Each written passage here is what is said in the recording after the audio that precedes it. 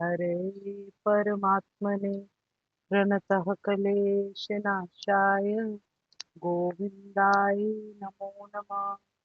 ओम श्री गणेशाय नमः। श्री सीताराम नमः। श्री राधे श्याम नमः।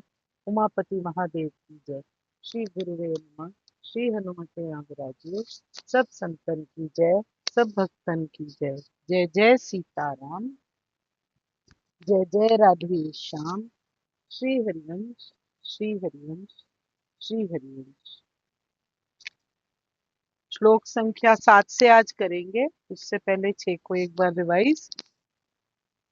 अध्याय छठा, श्रीमद् भगवद गीता, श्लोक संख्या नंबर 6। जिस जीवात्मा द्वारा मन और इंद्रियों सहित शरीर जीता हुआ है, उस जीवात्मा का तो वह आप ही मित्र है, और जिसके द्वारा मन तथा इंद्रियों सहित शरीर नहीं जीता गया है, उसके लिए वह आप ही शत्रु के सदृश शत्रुता में बरतता रहता है। यहाँ पर वो बोल रहे हैं कि शरीर, इंद्रिय और मन बस में करना जीवन का लक्ष्य होना चाहिए। यही असली ज्ञान है। इसको जीतने वाला व्यक्ति अपना सबसे बड़ा मित्र है। ये केवल विवेकपूर्ण अभ्यास और वैराग्य से हम अचीव कर सकते हैं, और यही हमारा गोल होना चाहिए। जब मनुष्य परमात्मा की राह पर एकनिष्ठ होकर चलता रहता है और किसी और मार्ग की ओर देखता भी नहीं है, तो ही वो मन, शरीर को और अपनी इंद्रियों को वश में करने के केपेबल हो सकता है। इसके बाद मनुष्य अपना उद्धार कर सकता है और परमात्मा को प्राप्त कर सकता है। श्लोक संख्या नंबर 7।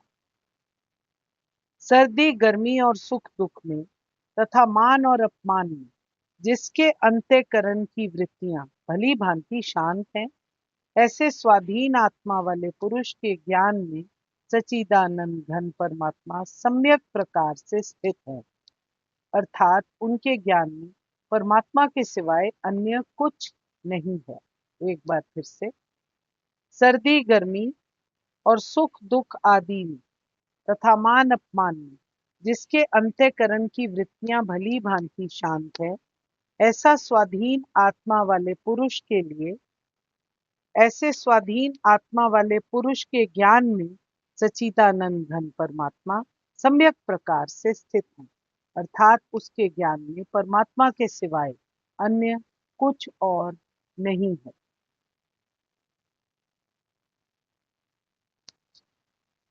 यहाँ पर वो बोल रहे हैं, जिसने अपने मन को जीत लिया, उसने पहले ही परमात्मा को प्राप्त कर लिया, क्योंकि उसने हर समय हर प्रकार की शांति को प्राप्त कर लिया। ऐसा जो पुरुष है, वो ना सुख दुख, सर्दी गर्मी, मान अपमान, हर एक में एक भाव ही महसूस करता है। उसको कोई फर्क नहीं पड़ता।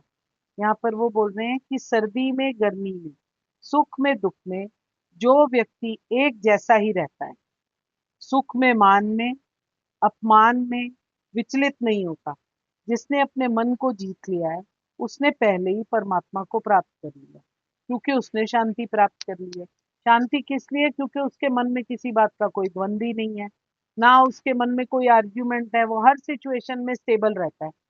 ऐसे व्यक्ति के लिए सुख दुख, मान अपमान, सर्दी गर्मी बिल्कुल एक बराबर है। ऐसा व्यक्ति स्वाधीन है, हर किस्म से वो इंडिपेंडेंट है, क्योंकि कोई और थॉट उसको रूल नहीं करता। वो अपने आप को खुद रूल करता है। प्रत्येक व्यक्ति परमात्मा की आज्ञा के अधीन रहती है। भगवान हर एक में परमात्मा रूप में बसते हैं। जो इंडिपेंडेंट पुरुष है या स्वाधीन व्यक्ति है, वो ज्ञानी हो सकता है। अक्सर हमारी स्वाधीनता बाहर की चीजों, बाहर के इन्फ्लुएंस पर डिपेंडेंट होती है। कोई बोलता है आप अच्छे हो, हम उसको मानकर खुश हो जाते हैं। कोई बोलता है आप बुरे हो, हम उसको मानकर खुश हो जाते हैं। हमारा अपना ब्रेन तो काम करता नहीं है। इसका मतलब हम इंडिपेंडेंट तो है नहीं, हम टोटली डिपेंडेंट है। बाहरी चीजें हम पर एक कंट्रोल रखती हैं, तो हम कैसे अपने आप को इंडिपेंडेंट कह सकते हैं?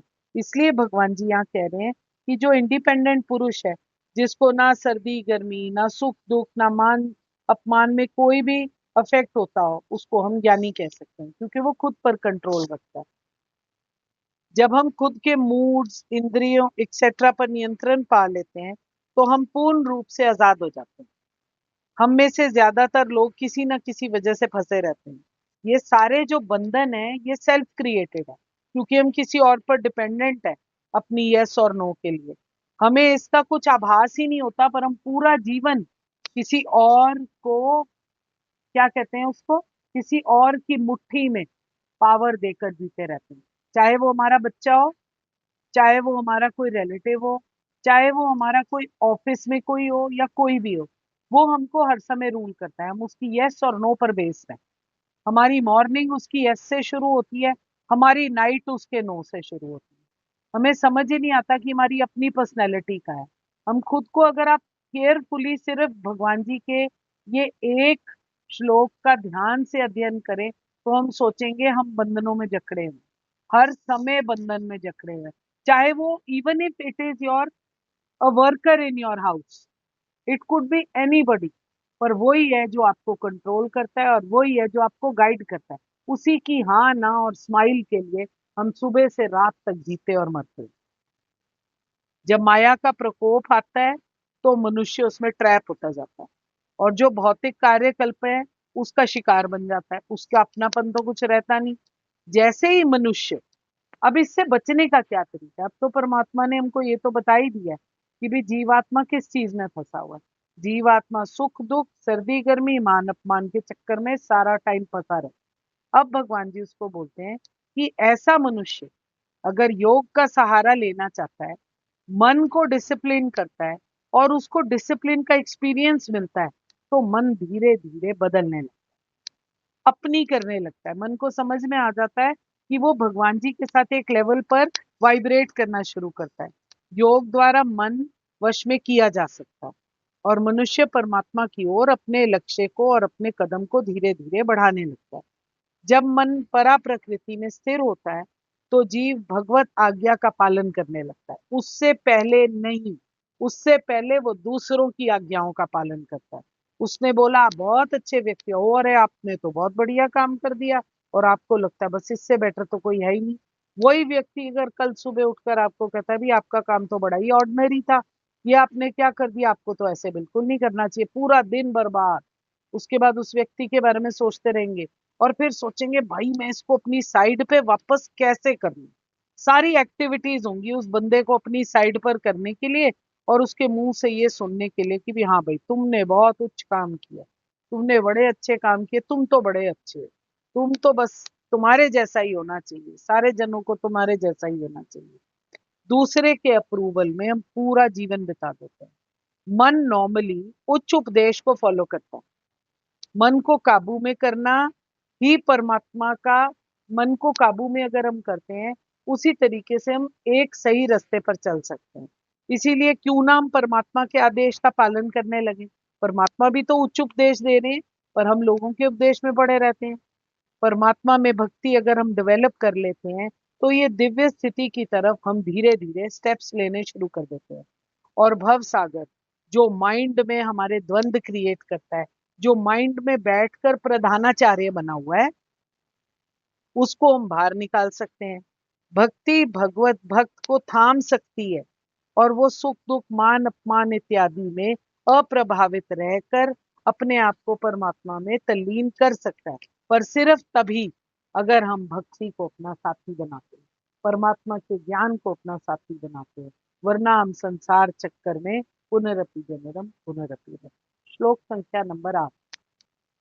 जिसका अंतःकरण ज्ञान विज्ञान से तृप्त है, जिसकी स्थिति स्थिति विकार रहित है, जिसकी इंद्रियां भली भांति जीती हुई हैं, और जिसके लिए मिट्टी पत्थर और स्वर्ण एक समान है, वह योगी युक्त अर्थात भगवत प्राप्त है, ऐसा कहा जाता है। एक बार फिर से, जिसका अंतःकरण ज्ञान विज्ञान से तृप्त है, जिसकी स्थिति विकार रहित है, जिसकी इंद्रियां भली भांति जीती हुई हैं, और जिसके लिए मिट्टी पत्थर और स्वर्ण एक समान है, वो योगी युक्त अर्थात भगवत प्राप्त है, ऐसा कहा जाता है।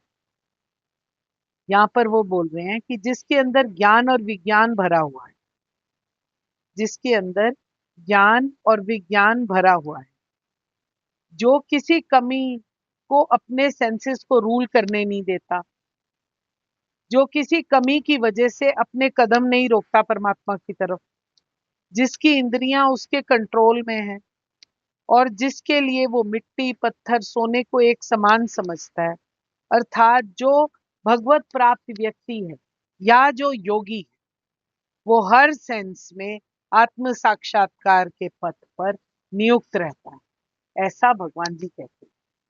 सोना एक बहुमूल्य वस्तु है, पर उससे संसार की चीजें प्राप्त कराई जा सकती हैं, इसीलिए हमको वो बहुत महत्वपूर्ण लगता है। पर वो कह रहे हैं कि जो योगी है वो रियल लाइफ की वैल्यू जानता है, उसको मालूम है कि सोना मिट्टी और उसके बराबर है एक आध्यात्मिक जीवन में, उसको कोई फर्क नहीं पड़ता, इसीलिए वो स्वर्ण को भी सेम जगह देता है जो बाकी चीजों को देता है। यहाँ पर उसका रियल मतलब ये नहीं है कि स्वर्ण को आप नीचे रखो या कुछ करो ऐसे, उनका मतलब ये कहने का है वो हर चीज हर वस्तु को कितनी भी मूल्यवान हो और कितनी भी तुच्छ समझी जाए, सबको एक नजर से देखता है। वह व्यक्ति आत्म साक्षात्कार को प्राप्त कर सकता है तथा उसको हम योगी कहते हैं, जो अपने अर्जित ज्ञान तथा अनुभूति से हर समय पूर्णता संतुष्ट रहता है। ऐसा व्यक्ति अध्यात्म को प्राप्त और जितेंद्रिय कहलाता है, क्योंकि उसने अपनी इंद्रियों पर कंट्रोल कर लिया होता है। वह सभी वस्तुएं, चाहे वो कंकड़ पत्थर हो या सोना हो, उसको एक समान देखता है, एक ही नजर से देखता है। हम में से कोई भी अपनी दूषित इंद्रियों द्वारा श्री कृष्ण के नाम रूप गुण लीलाओं की दिव्यता को रियलिटी में समझ ही नहीं सकते। हम तो संसार को वो स्थान देते हैं जो हमको भगवान जी को देना चाहिए। सिर्फ भगवान जी ही अपनी ग्रेटनेस को समझ पाते हैं और हमारे तक पहुंचा पाते हैं। अगर उनकी दिव्य सेवा में हम अपने आप को तत्पर रखें, उनकी दिव्य लीलाओं रूप और गुणों को हम बार बार स्मरण करें और एक्सेप्ट करें, तो ही हम उनकी रियलिटी को समझ पा सकते हैं, तभी वो ज्ञान हमारे अंदर आ सकता है। जो सांसारी नॉलेज है वो विद्वता से परमात्मा की रियलिटी को जानने नहीं देती। वो जो सांसारिक नॉलेज है हमको संसार में ही ट्रैप करके रखती है, पर उससे भगवान जी की भक्ति में रहना पॉसिबल नहीं है। इसीलिए हमको थोड़ा डीप डेल्व करना पड़ेगा, थोड़ा डीप उसके बारे में सोचना चाहिए। अगर हम अपनी विशुद्ध चेतना वाले लोगों के साथ संग करें, जो परमात्मा के बारे में बात करते हैं, जो परमात्मा की लीलाओं को डिस्कस करते हैं, उनके बारे में सोचते रहते हैं, तो परमात्मा को जानकर उनकी भक्ति में हम पढ़ सकते हैं। जब उस भगवत कृपा जब वो भगवत कृपा हमारे पर जब क्या कहते हैं शाइन करेगी, तो हम ज्ञान की अनुभूति कर सकते हैं। आध्यात्मिक ज्ञान परमात्मा रिलेटेड जितने भी संकल्प हैं उनमें हमको दृढ़ रख सकता है। नहीं तो जो हम शैक्षिक ज्ञान लेते हैं जो संसार के साथ कनेक्टेड होता है, वो सिर्फ हमको मोहित और भ्रमित कर सकता है। सांसारी विद्वता को हम स्वरण कहते हैं, पर जो कंकड़ पत्थर है या जो कुछ है, जब हम एक समान देखने लग जाएंगे, वो केवल तभी पॉसिबल होगा जब हम आध्यात्मिक उन्नति करते हैं और आध्यात्मिक ज्ञान में अपने आप को स्थित करते हैं। एक बार फिर से, जिसका अंतःकरण ज्ञान विज्ञान से तृप्त है, जिसकी स्थिति विकार रहित है, विकारों से फ्री है, किसी में भला बुरा राग द्वेष कुछ नहीं देखती, जिसकी इंद्रियां भली भांति जीती हुई हैं, जो अपनी इंद्रियों के चक्कर में इधर उधर नहीं भटकता, अपने आप को कछुए की भांति अंदर की ओर लेके जाता है, उसकी जर्नी अंदर की ओर है, बाहर की तरफ नहीं। जिसके लिए पत्थर मिट्टी और स्वर्ण एक समान है, वह योगी युक्त अर्थात भगवत प्राप्त है, ऐसा कहा जाता है। जय जय सीताराम, जय जय राधे श्याम। कृष्णाय वासुदेवाय, हरे परमात्मने, प्रणतः क्लेशनाशाय, गोविंदाय नमो नमः। जय जय सी। कोई भूल त्रुटि हो तो कृपया क्षमा कर दिएगा। मैं आपके हृदय प्रेम प्रभु को नमस्कार करती हूँ। जय जय सीताराम, जय जय राधे। राम राम जी सबको, जय जय राम।